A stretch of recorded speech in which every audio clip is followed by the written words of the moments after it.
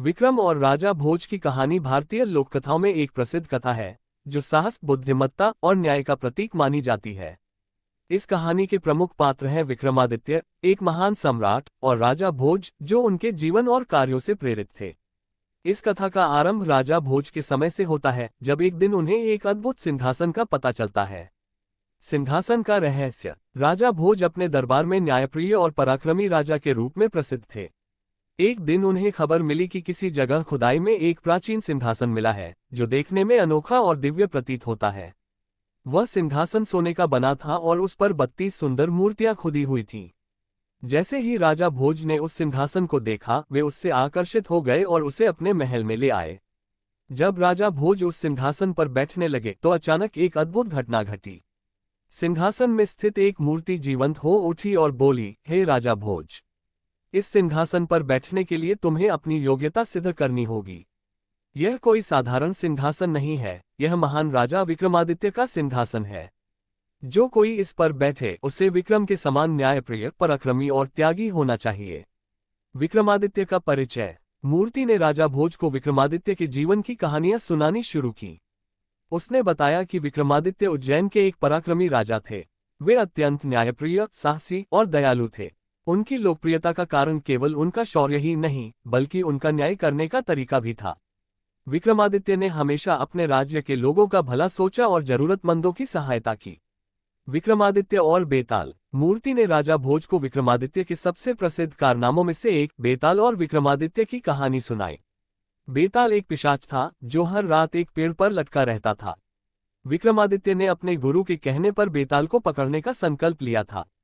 हर रात विक्रमादित्य बेताल को पकड़कर अपने कंधे पर उठाते और उसे एक तांत्रिक के पास ले जाने का प्रयास करते। बेताल हर बार एक नई कहानी सुनाता और कहानी के अंत में विक्रम से सवाल पूछता। अगर विक्रम सवाल का सही जवाब देते, तो बेताल उनके कंधे से उड़कर वापस पेड़ पर चला जाता, और यदि वे सवाल का जवाब नहीं देते, तो बेताल चुपचाप उनके कंधे पर बैठा रहता।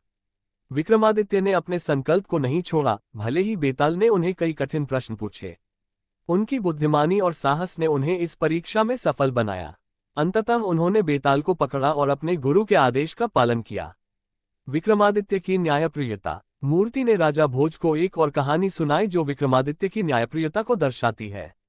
एक बार उनके राज्य में एक व्यापारी ने राजा के पास न्याय की गुहार लगाई।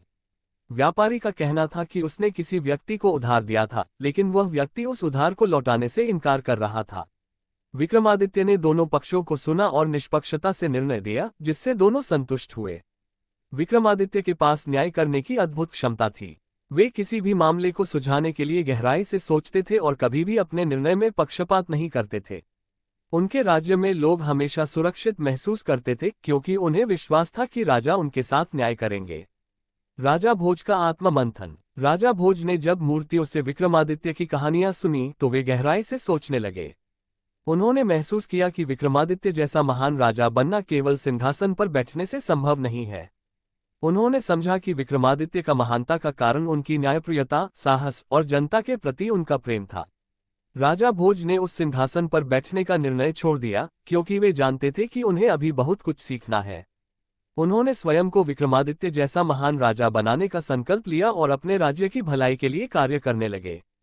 इस प्रकार विक्रमादित्य की शिक्षाओं ने राजा भोज को सही मार्ग पर चलने की प्रेरणा दी। शिक्षा। विक्रम और राजा भोज की यह कहानी हमें बताती है कि महानता केवल किसी ऊंचे पद पर बैठने से नहीं मिलती, बल्कि उसके लिए न्यायप्रियता, त्याग और साहस की आवश्यकता होती है। ये कहानी हर व्यक्ति को अपने भीतर की अच्छाई को पहचानने और दूसरों की सेवा करने के लिए प्रेरित करती है। राजा भोज ने विक्रमादित्य के सिद्धांतों का